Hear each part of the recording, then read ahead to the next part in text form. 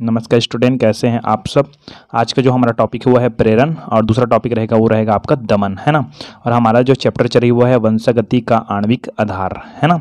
इसके जस्ट पीछे हमने पढ़ी है जीन अभिव्यक्ति, ठीक है, जीन अभिव्यक्ति। तो मैं ये सब क्यों बता रहा हूँ, क्योंकि आपको पता होना चाहिए कि जीन अभिव्यक्ति क्या है ना। तभी आप क्लियर कर पाएंगे जीन नियमन को। और जीन नियमन के अंतर्गत हम लोग पढ़ने वाले हैं क्या, प्रेरण एवं क्या है, दमन, है ना। तो जीन अभिव्यक्ति में क्या बताया मैंने, कोई भी अपने पास क्या है डीएनए है, वो डीएनए में क्या होता है ना, सूचना होता है। क्या होता है, सूचना। ये पिछले वीडियो में मैंने बता रखी है लेकिन आज थोड़ा रिपीट कर रहा हूँ। जो डीएनए है उस डीएनए में जो सूचना है, जो संचित सूचना है ना, वही सूचना का क्या होना, संचरण होना, ठीक है। संचरण होती है और दूसरे में प्रवेश करती है ना। ये मातृकोशिका से संतति कोशिका में प्रवेश करती है माना जाए, है ना। तो वहाँ अपने आप को क्या करता है, प्रकट करता है, प्रकट, ठीक है, दिखाता है कि यहाँ से यहाँ पहुँच गया, है ना। उसी को हम लोग बोलते हैं जीन अभिव्यक्ति। अभिव्यक्त हो गया, जहाँ से डीएनए में सूचना था ना वो संचरित हो गई है और वहाँ अपने आप को क्या कर रही है, प्रकट कर रही है। एकदम नॉर्मल भाषा में बता रहा हूँ, जबकि वहाँ पर मैंने परिभाषिक भाषा में बताई है, ठीक है। तो वो प्रकट हो गई है ना। और प्रकट होने के बाद लक्षण प्रकट होगा। जब ये जो डीएनए में जो सूचना है वो प्रकट हो रहा है, तो ये जो डीएनए वाले में इस व्यक्ति में जो लक्षण था वो इस वाले व्यक्ति में क्या होगा, प्रकट होगा। मतलब संतति में क्या होगा, प्रकट होगा। कौन प्रकट होगा, लक्षण। तो इसी को बोलते हैं हम लोग जीन अभिव्यक्ति। ये हमारा मेन टॉपिक नहीं है। हमारा मेन टॉपिक कौन है, जीन नियमन। अब अभिव्यक्ति मतलब वहां चला गया, चलने के बाद वहां पर प्रकट हो गया, प्रकट होने के बाद लक्षण भी प्रकट हो गया, तो उसको अभिव्यक्ति बोलेंगे। अब नियमन क्या बोलेंगे, तो जीन के क्रियाशील होने या नहीं होने। अब यहां से लेकर ये यहां पहुंच गया तो उसका तो वहां वो क्रिया कर रहा है कि नहीं कर रहा है, उसी को हम लोग बोलेंगे नियमन, ठीक है, ओके। तो जीन के क्रियाशील होने या ना होने तथा नियंत्रित तौर पर कार्य करने की प्रक्रिया को ही जीन क्रिया का क्या कहते हैं, नियमन कहते हैं। वो नियमन हो रहा है, अगर वो कार्य कर रहा है तो नियमन हो रहा है, नहीं कर रहा है तो उसको ही नियमन के अंतर्गत ही बोलेंगे। बट हमको स्पष्ट हो जाएगा कि जो यहाँ से जो सूचना गई है वहाँ पर जो प्रकट हुआ है, लक्षण प्रकट हुआ है, तो वहाँ पर जो जीन गया हुआ है, सूचना जो जीन है यहाँ से सूचना प्रकट करते हुए यहाँ चला गया है और वहाँ प्रकट होने के बाद उसको अभिव्यक्ति प्राप्त हो गई, मतलब कहा जाए जीन अभिव्यक्ति हो गया है। बट वहाँ पर वो कार्य कर रहा है कि नहीं कर रहा है, उसी को ही समझना है। तो वही है आपका जीन का नियमन, जीन क्रिया का क्या है, नियमन। तो ये हमारा मेन टॉपिक नहीं है। चलिए तो हम लोग मेन टॉपिक में चलते हैं। क्या है, इस जीन नियमन के अंतर्गत दो टॉपिक आता है। तो एक है आपके पास है प्रेरण। अब ये आपका मेन टॉपिक है, इसको ध्यान समझिएगा, है ना। तो सबसे पहले एक बात मैं क्लियर करता हूं, क्योंकि सभी वीडियो में आप देखे होंगे कि पहले परिभाषा क्लियर होता है उसका उदाहरण। तो मैं आज कुछ नया कर रहा हूं, उदाहरण पहले बताता हूं ताकि आप परिभाषा को, डिटेल्स को अच्छे से समझ पाएं। सबसे पहले मैं एक बात करता हूं, ये हमारे पास है एक ई कोलाई, ठीक है। इसको बहुत बार नाम सुने होंगे आप लोग, ई कोलाई, ओके। और ये जो ई कोलाई है, अब ध्यान सुनिएगा, है ना। ये जो ई कोलाई है, इस ई कोलाई में ना, ठीक है, बीटा गैलेक्टोसाइडेज, ध्यान सुनिएगा कि ई कोलाई इसमें बीटा गैलेक्टोसाइडेज नामक एंजाइम पाया जाता है। ये एंजाइम क्या करता है, जो लैक्टोज शर्करा है ना, ये भी नाम सुने होंगे आप लोग बार बार, ध्यान सुनना कि ई कोलाई में जो एक एंजाइम है बीटा गैलेक्टोसाइडेज है ना, वो क्या करता है, लैक्टोज शर्करा है, उस लैक्टोज शर्करा को विघटित कर देता है। क्या क्या में, एक तो ग्लूकोज में और एक तो आपका गैलेक्टोज में। गैलेक्टोसाइडेज लिखा था कई जगह, तो यहाँ पर गैलेक्टोज लिख लेना आप लोग, है ना, गैलेक्टोज में, है ना। तो ये ई कोलाई में जो बीटा गैलेक्टोसाइडेज हमारे पास एंजाइम है वो लैक्टोज शर्करा को दो भागों में तोड़ देता है। क्या क्या में, ग्लूकोज और क्या है, गैलेक्टोज में, ओके। ये बात आपको समझ आई। अब ध्यान दीजिए मेन पॉइंट। अब मान लो जाए मेरे पास एक माध्यम है, यहाँ पर क्या है, एक माध्यम है ना जी। अब इस माध्यम में मान लो जाए इस माध्यम में लैक्टोज है। क्या है, लैक्टोज। आपको पता होना चाहिए कि लैक्टोज शर्करा का विघटन कौन करता है, बीटा गैलेक्टोसाइडेज, और किसमें करता है, ग्लूकोज और गैलेक्टोज में, ठीक है। तो ये माध्यम बने बताए, इस माध्यम में लैक्टोज है। अब यहाँ मैं डालता हूँ किसको, ई कोलाई को, ठीक है ना जी। इस माध्यम में ई कोलाई का वो डाला जाता है या उगाया जाता है। अब इस माध्यम में अगर ई कोलाई को मैं डालता हूँ, है ना, तो बीटा गैलेक्टोसाइड का संश्लेषण तुरंत शुरू हो जाएगा। संश्लेषण क्या हो जाएगा, शुरू हो जाएगा।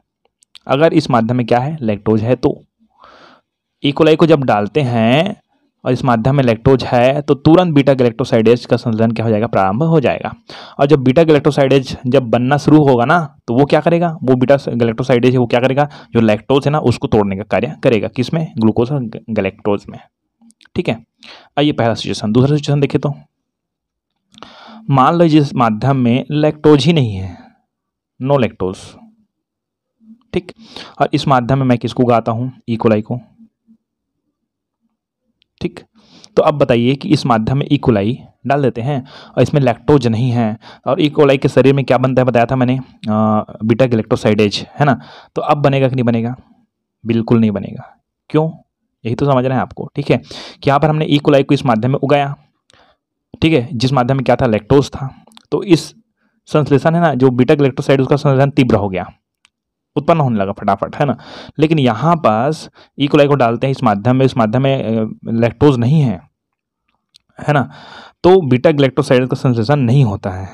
अब करें तो क्या, तो हम क्या करते हैं, इस माध्यम में थोड़ा सा हम लोग क्या मिला देते हैं, लैक्टोज मिला देते हैं।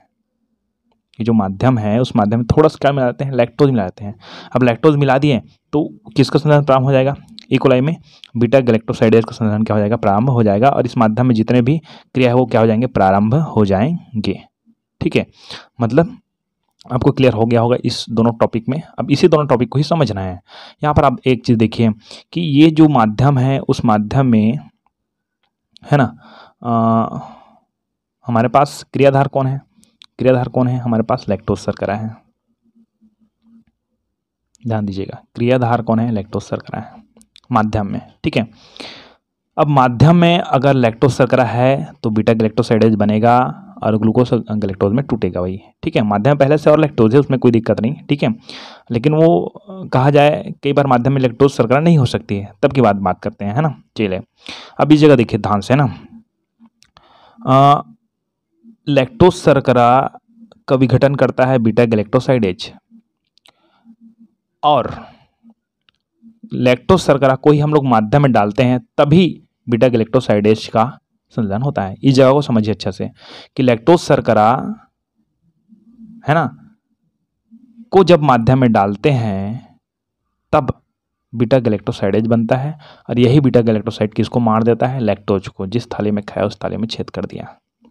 लैक्टोज शर्करा को माध्यम में जब डालेंगे, जो कोई भी माध्यम है उस माध्यम में डालेंगे, तब बीटा गैलेक्टोसाइडेज उत्पन्न होगा, और यही बीटा गैलेक्टोसाइड इस लैक्टोज शर्करा को क्या करेगा, तोड़ने का कार्य करेगा। अब इसी को बोलते हैं हम लोग प्रेरण। इस बीटा गैलेक्टोसाइडेज को उत्पन्न होने के लिए प्रेरित कौन किया, लैक्टोज शर्करा किया, और इसी को अपने आप को तोड़ने के लिए किया। और ठीक है, तो यही समझना है आपको अभिप्रेरण। देखिए, यह एक प्रकार का जीन नियंत्रण है जिसमें क्रियाधार, ये क्रियाधार हो गया, है ना, यह एक प्रकार का जीन नियंत्रण है जिसमें क्रियाधार को मिलाने से, क्रियाधार को मिला दिया माध्यम में, मिलाने से उस एंजाइम का संश्लेषण प्रेरित होता है, उस एंजाइम का संश्लेषण प्रेरित होता है जो उसी क्रियाधार के लिए जरूरी होता है, जो उसी क्रियाधार के विघटन, लिख दीजिएगा, विघटन, उसी क्रियाधार के विघटन के लिए जरूरी होता है। ये हमारा मेन पॉइंट है, ध्यान समझिएगा।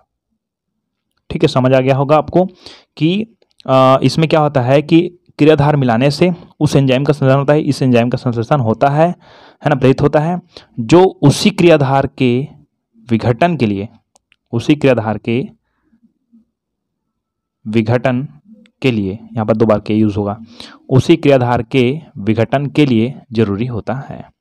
मतलब इस लैक्टोज शर्करा को ही माध्यम में मिलाएंगे ना, तो उत्पन्न कौन होगा, बीटा गैलेक्टोसाइड, और उसी क्रियाधार को विघटन के लिए क्या है, ये जरूरी है। ठीक, तो ये हो गया आपने पॉइंट, मेन पॉइंट है क्लियर। यह एक प्रकार का जीन नियंत्रण है जिसमें क्रियाधार को मिलाने से उस एंजाइम का संश्लेषण प्रेरित होता है जो उसी क्रियाधार के विघटन के लिए जरूरी होता है। कंप्लीट। अब उदाहरण तो आपको समझ आ गया होगा, तो और कोई दिक्कत नहीं है कि ई कोलाई में बीटा गैलेक्टोसाइडेज नामक एक एंजाइम पाया जाता है, ये भी मैंने शुरू में बताया, जो लैक्टोज शर्करा को जल अपघटित कर ग्लूकोज तथा गैलेक्टोज में परिवर्तित करता है। ये भी क्लियर हो गया आपको। यदि ई कोलाई को ऐसे माध्यम में उगाया जाए, जहाँ लैक्टोज शर्करा उपस्थित हो। ये वाला हम देखो तो लैक्टोज शर्करा क्या था, उपस्थित था, उपस्थित हो तो इस एंजाइम का संश्लेषण तेजी से होता है।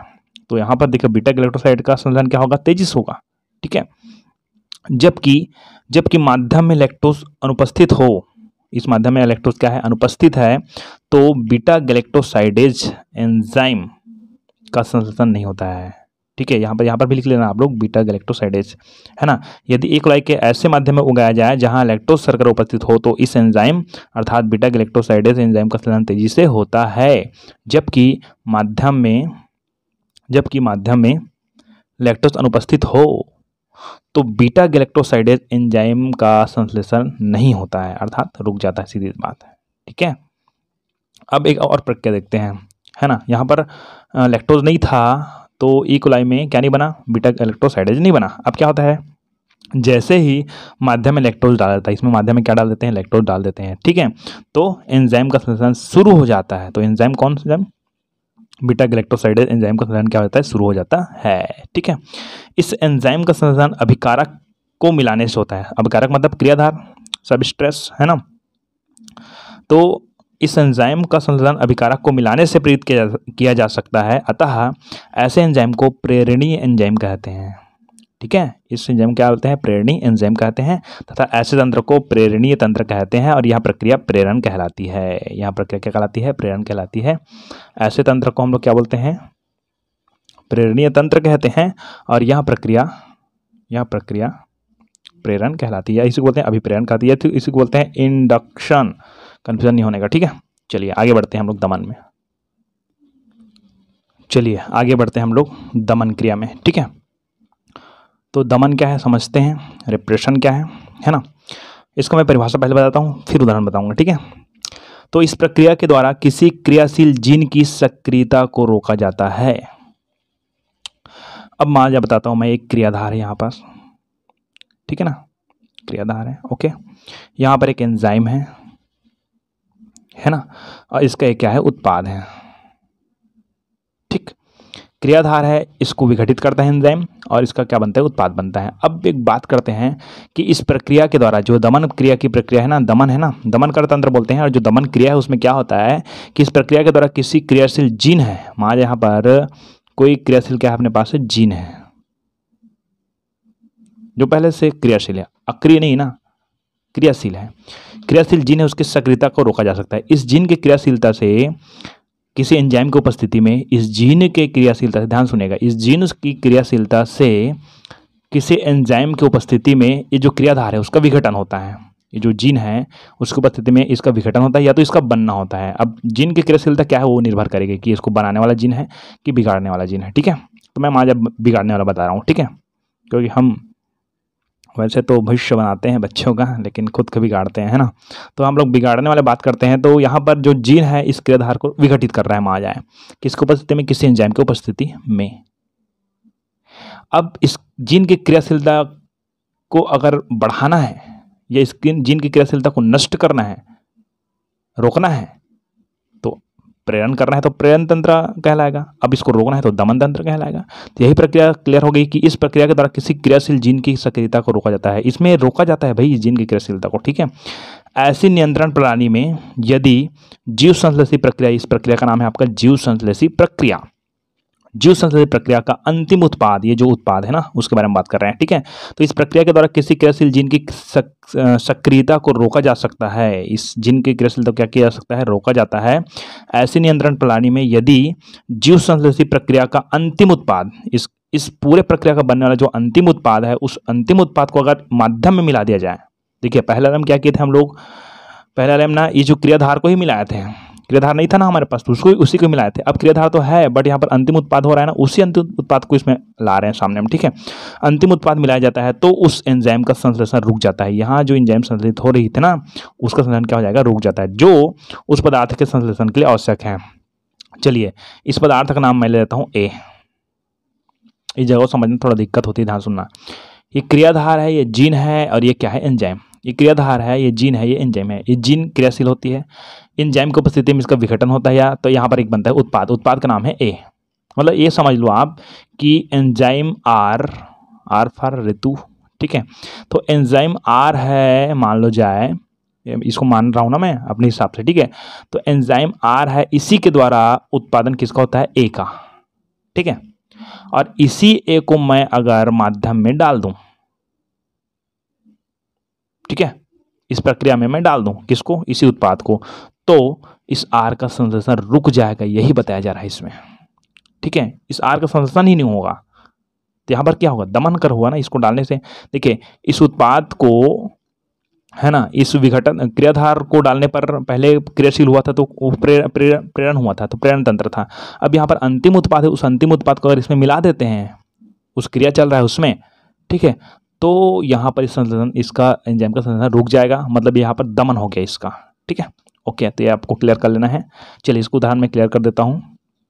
देखिए कि हिस्टिडीन अमीनो अम्ल कल्चर माध्यम में मिला दिए जाने पर, चलिए तो यहाँ पर एक कल्चर माध्यम है, यहाँ पर एक एंजाइम है, और यहाँ पर बन रहा है कौन, हिस्टिडीन अमीनो अम्ल बन रहा है यहाँ पर उत्पाद के रूप में, ठीक है। तो हिस्टिडीन अमीनो अम्ल कल्चर माध्यम में मिला दिए जाने पर, अब इसी को हम लोग मानते हैं कि इसमें कल्चर माध्यम में मिला दिए जाने पर हिस्टिडीन का संश्लेषण करने वाले एंजाइम का उत्पादन कम हो जाता है। मतलब इसी का संश्लेषण कर रहा है, हिस्टिडीन का जो संश्लेषण कर रहा है वही एंजाइम का उत्पादन क्या होता है, कम हो जाता है, ठीक है। ऐसे एंजाइम दमनशील एंजाइम कहलाते हैं, और ऐसे एंजाइम को हम बोलते हैं दमनशील एंजाइम कहते हैं, और ऐसे तंत्र को दमन कर तंत्र कहते हैं, या तो दमनशील तंत्र भी कहते हैं, दमनशील तंत्र भी कहते हैं, ठीक है। ये हो गया आपका दमन कर तंत्र। आगे बुक में आपको दिया रहेगा पुनर्भरण निरोधन, लेकिन इसमें ज़्यादा नहीं बताऊंगा, नहीं थोड़ा एक लाइन में बता देता हूँ कि इस प्रकार के निरोधन में रासायनिक क्रिया के पश्चात उत्पन्न एवं एकत्रित उत्पाद स्वयं के आगे उत्पादन के लिए निरोधक का कार्य करता है। सेम वैसी ही है, ठीक है। इसी कारण इसे पुनर्भरण निरोधन कहते हैं। मतलब ये हो गया क्रियाधार, ये हो गया एंजाइम, यहाँ पर कोई जीन होगा, यहाँ पर बन गया उत्पाद, क्या बन गया, उत्पाद, ठीक है। और यही उत्पाद स्वयं के आगे और उत्पादन में क्या होता है, निरोधक का कार्य करता है, इसलिए बोलते हैं पुनर्भरण निरोधन, ठीक। रिपीट करके देख लीजिए, ओके।